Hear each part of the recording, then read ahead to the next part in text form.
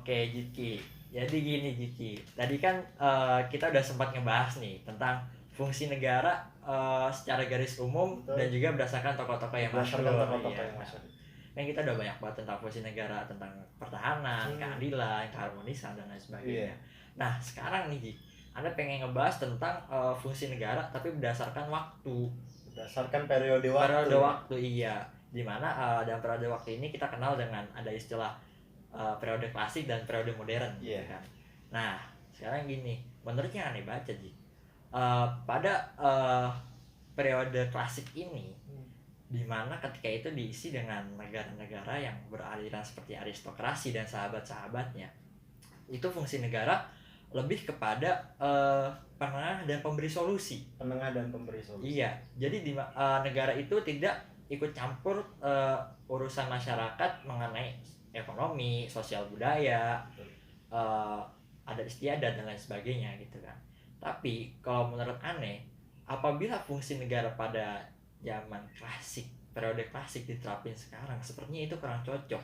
Karena pada sekarang kita tahu lah, seperti Indonesia aja, kita udah banyak banget macam ragamnya. Ada orang Jawa, ada orang Sunda, orang Batak, ya kan, yang dimana tiap ras pun atau tiap orang memiliki sifat dan karakter yang berbeda-beda. Sehingga apabila fungsi negara hanya sebatas penengah dan pemberi solusi, maka setiap harinya negara akan sibuk dengan memberikan solusi dan juga merelai perdebatan di tengah-tengah masyarakat. Justru fungsi negara terlihat sangat kecil. Iya. Sebagai penengah dalam konflik doang. Betul sekali. Karena menurut Anda pribadi, kalau cuma buat nengahin konflik seseorang atau beberapa golongan, itu negara pun gak usah ikut campur, sebenarnya bisa. Gak perlu menamakan sebuah negara pun bisa terselesaikan. Iya, betul.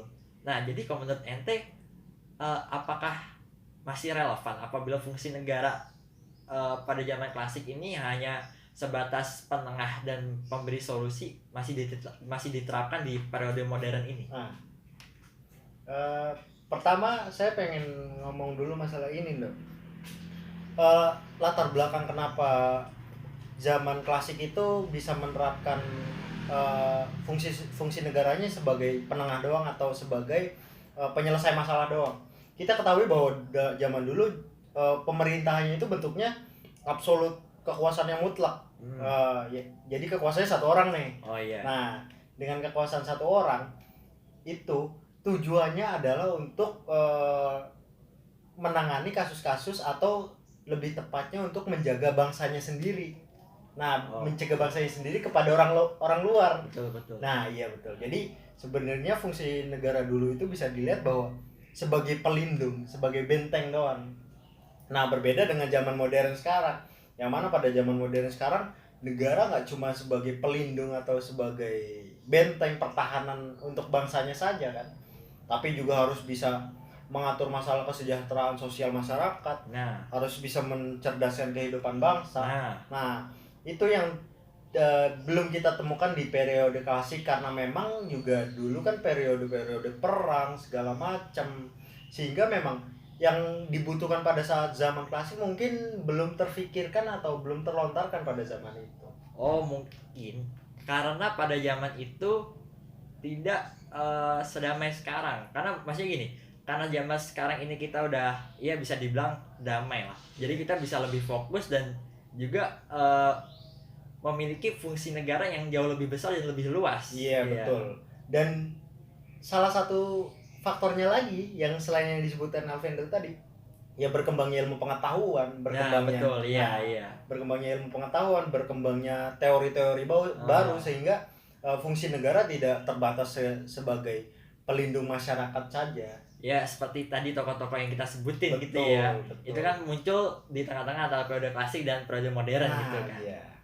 Ada yang bilang bahwa di saat zaman-zaman itu pun dia sudah bilang bahwa untuk memenuhi dasar manusia bukan sekedar pelindung doang. Nah, itu kan sebuah kemajuan pola pikir yang terus berkembang. Iya. Sehingga pada zaman modern ini ya teori-teorinya terus berkembang, fungsi-fungsi negara juga terus berkembang.